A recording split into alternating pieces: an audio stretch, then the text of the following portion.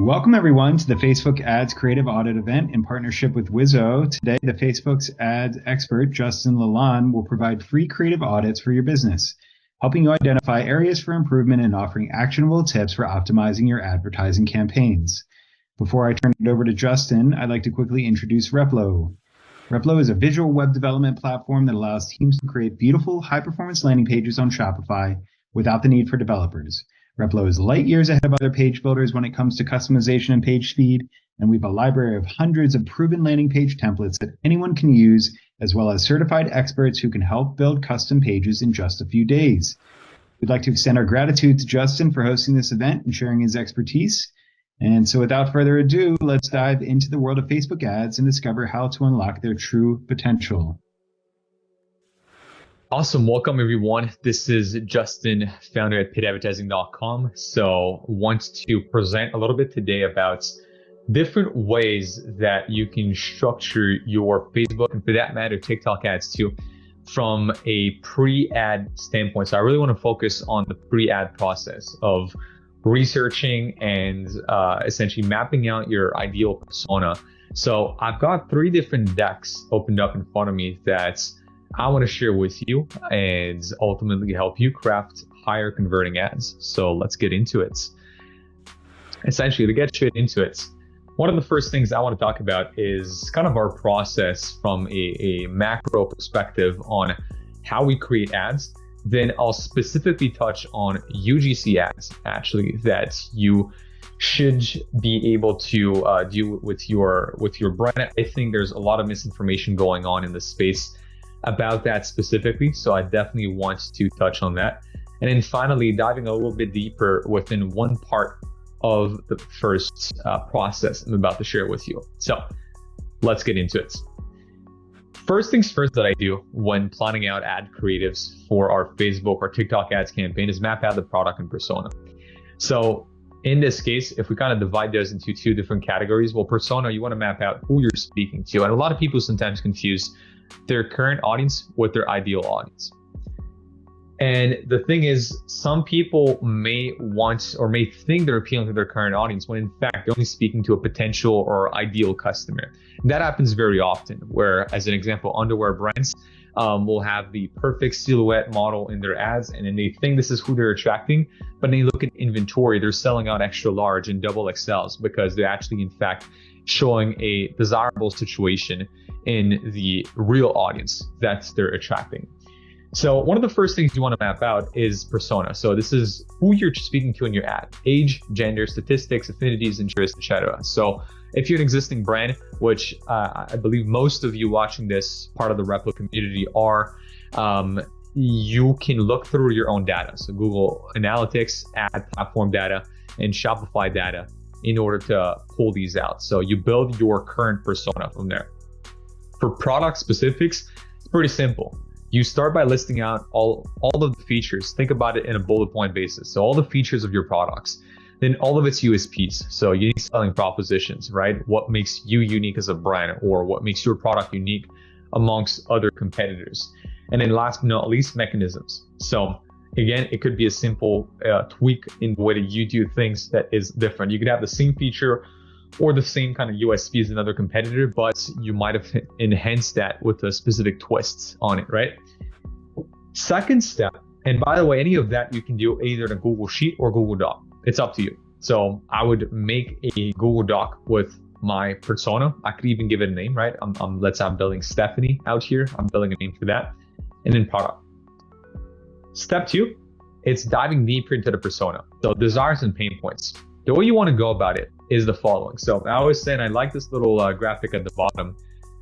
When you think about desires and pain points, on the one hand, you have desires, on the other, you have pain points. They are both extremes of a spectrum. And I like to show this example with the love-hate relationship, right? Somewhere in the middle, you're indifferent. You have no emotions. On the one side, you love. On the other side, you hate. Some of the ways for you to get your customers towards a desirable situation is to talk about what they love, or what about they would love to do, right? Other ways to do that is to also talk about things that they don't like as much. So undesirable situation. What is stronger though is to talk about hate. And In this case, the way that you want to map it out is you want to list out potential desires that your audience might have in the following format. I want to X. I want to lose weight. I want to look good when naked, right? That could be for an underwear company. I want to be toned. I want to eat more consciously. So those are desires, which you are more towards love. You're moving people towards love. If you're actually running ads around these desires, you're going to the left side here of this graphic. Right hand side, right? What can't or won't they tell?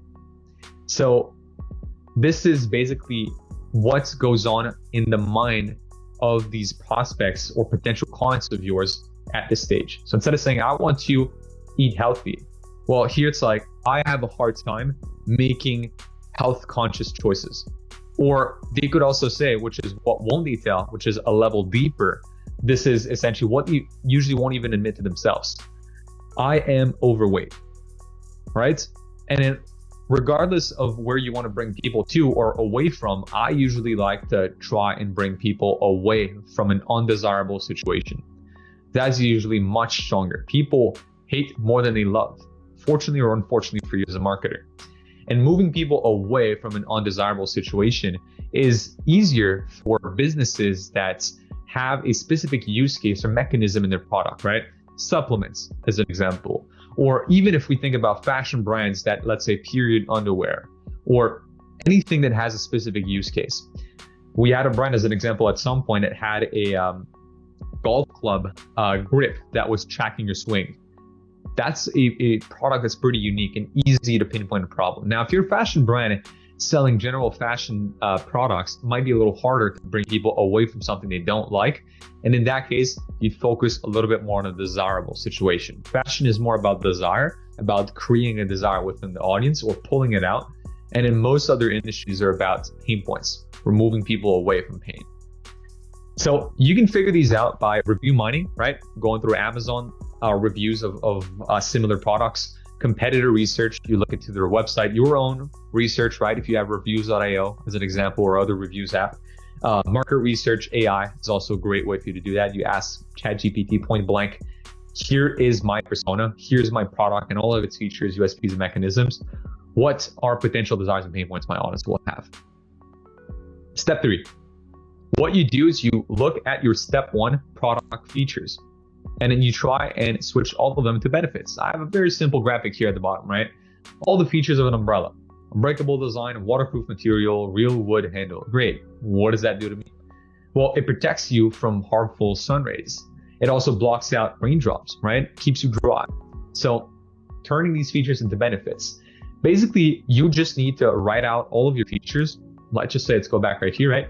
Unbreakable design, so you can be protected from harmful sun rays for the next 20 years. That's a benefit. So you can, right? Feature so you can benefit.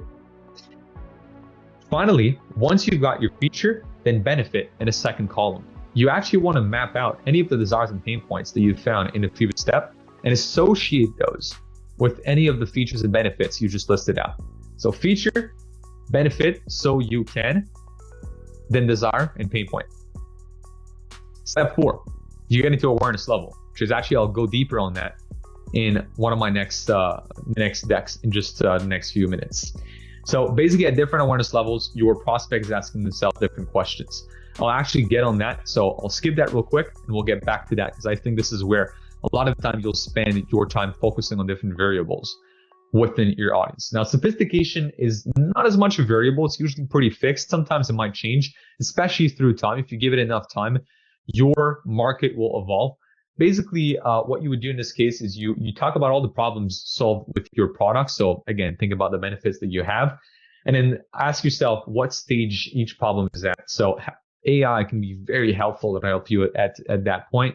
You basically feed it everything you found in this case, and you're like, all right, all of these pain points, benefits, features, and desires, look at all of those. What are these different market sophistication stages that these problems are at? And then you kind of follow a trend from there. You'll notice that generally speaking, you fall under one market stage of sophistication. Okay, so you're either first to market, second to market, So first to market, nobody else is doing the same thing as you in the market. Nobody's seen a product like yours.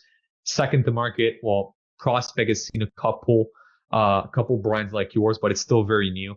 Many claims, well, prospect has kind of heard it all at this point. They probably even bought a few products of competitors. Many mechanisms. It's not only have they tried a few products, now people are starting to advertise like enhanced ways of doing the same thing, right? Let's say, think about phones as an example. Many brands have had phones. Most of us have had a smartphone at some point. Now people are talking about a retina screen, about face ID, about like those are enhanced mechanisms that speak of the same thing. And then at the end, it's market exhausted, which essentially like you've seen way too many of these ads, way too many of that product. You probably have a handful of these products already on your side. So that's where your prospect is most likely at. 99% of brands are going to be stage 2 to many mechanisms. Very rarely are you going to be like in an exhausted market or first to market. But more often than not, you are somewhere here in the middle. So I've got it a little bigger right here if you want to actually take a screenshot real quick and implement that on your side. Okay. Now, hook/angle. Before getting to that, I'll bring this one up right here. So when it comes to market awareness levels that I was talking about earlier, there's 5 different ways, right? So unaware, problem aware, solution aware, product aware, and most aware. Awareness levels are variables. Your market, you will have people in each of these awareness levels. You're going to have people essentially who are unaware that can buy your product. Just like you have people who are most aware and still can buy your product. That goes back right here to persona mapping. It really depends who you're speaking to. And some personas might be unaware, whereas some of them might be most aware. So doing a quick rundown, right? Unaware is the prospect is either not aware of his desire or won't honestly admit it without being led into by your ad. So this is where you really have to create a desire with your ad. Most aware, they know about your product, right? They already know about your product. They've seen it many times. They know your brand. For some reason, they just haven't gone into it yet. Then again, like in market sophistication stages, your prospect usually is somewhere in the middle. So problem aware, they know they got a problem, but they don't necessarily see how your product can really help them. Now, solution aware is they know that they want the product itself, but they don't really they know that that what the product could do, but they don't really want the product itself yet. And then product aware, which essentially they know what the product is, but doesn't want the product itself. Okay, so let's take an example here about this brand, NYX. Okay, NYX underwear. They've got this thong, super leak-proof thong. This is a period underwear. It solves a specific problem. It helps absorb period blood, essentially. Okay. What are the different ways that we could build an ad and have essentially like a similar ad format, but just attacking a whole different claim based on your awareness level? So same product, just 5 different ways of attacking a same audience. Let's get into it. Keep in mind, I did not tailor the same desire on all of these ads. They're all different desires. But the goal here is really to look at the different awareness level. So unaware, tired of the period guessing game, discovered a no stress solution for those heaviest days. As you can see, we're not even introducing the product here. We're introducing a claim. So here we're introducing the general idea of what the product could do, but I'm not specifically talking about the product because the person is unaware. They don't even know my product exists. I'm not going to go out here and speak of the product. My ad probably shows the product, but in my copy or my hook, I'm gonna focus more on the overall problem that somebody could face, or the overall kind of day-to-day struggle that could be brought up by our product. So problem aware is that they know they already have a problem, right? So if we go back to earlier to this one right here, problem aware is they know they have a problem, but don't see the connection between fulfilling their need and your product yet. They might even know about your product. They just don't really see again what's the link between the two. So it's like, ditch the discomfort and waste. Enjoy your freedom with super absorbent, leak-proof comfort that catches up 6 tampons worth. Great. In this case, again, we're not specifically mentioning the product. We're mentioning everything there is around the product, right? The problem is what we're calling out. Discomfort caused by traditional pads or tampons, and waste, right? Wasting all that plastic. That's a problem that probably most women are aware of. So problem, and then talking about essentially what we're starting to introduce a link between that problem and our product. Now, solution aware. We go back here to earlier. Prospect knows he wants what the product does, but doesn't know the product exists. So they know they want the solution, right? They know a solution exists, but they don't necessarily know that the product specifically you offer exists. So this is where it's interesting. This is where you start introducing the product itself. You're like looking for ultimate absorbency. They're like, yeah, like that's literally what I've been looking for. Discover Unseen Hero, the super leak-proof thong that holds up to 6 tampons worth effortlessly. Boom. Usually in solution aware, it's one of the first times you start introducing the product. Is you make a bridge between problem, solution, and product. Now, product aware, well, usually going back right here, they know the product but doesn't yet want it. So they probably know about something very similar, if not the exact same thing you're selling. So in that case, already love our next thongs, experience even greater freedom with our new super leak-proof design, ultimate comfort and absorbency when and where you need it most. That would be tailored for a customer as an example that already knows about all the other underwear. That's if I was introducing this, let's say as a new game changer product for the existing audience of Nix. And finally, most aware, right? Most aware, they literally want to buy the product, but just hasn't gotten to it. And this is where it's going to be very interesting. What would you say to a most aware audience? Get your super leak-proof thong by Nix for just $36. Supreme absorbency and comfort for your toughest days. Here, you usually want to name product and price. This is where it's very interesting. 99% of marketers advertise to a most aware audience. We just assume nowadays that people know who we are, what we do, and what we're selling. We let the product sell itself, but that's not marketing, nor is it media buying for that matter. That's just honestly not really putting the effort into creating an ad that converts. That's being lazy. So we really want to make sure that if we're going to use most aware, that, well, this actually is the best awareness level for me to target with my brand. So if all you're doing is talking about variations of buy now, or limited supply, or promotions on my product, or product name price, right, which a lot of people are, then you will need to revisit your strategy, because chances are you're not tapping into 80% plus of the potential customers that might be interested into your brand, but you're not really speaking to them in the right way to get them to pull the trigger on your products. So to go back to the first kind of deck that I had right here, essentially you need to choose now, once you've kind of gotten all of the previous steps that I've laid out, you need to choose how you want to attack your ad. So what's the overarching message you may use in your ad to convey the one thing that combines all the previous steps, right? Think about that as the concept headline or visual hook. And that's what I've done so far right here.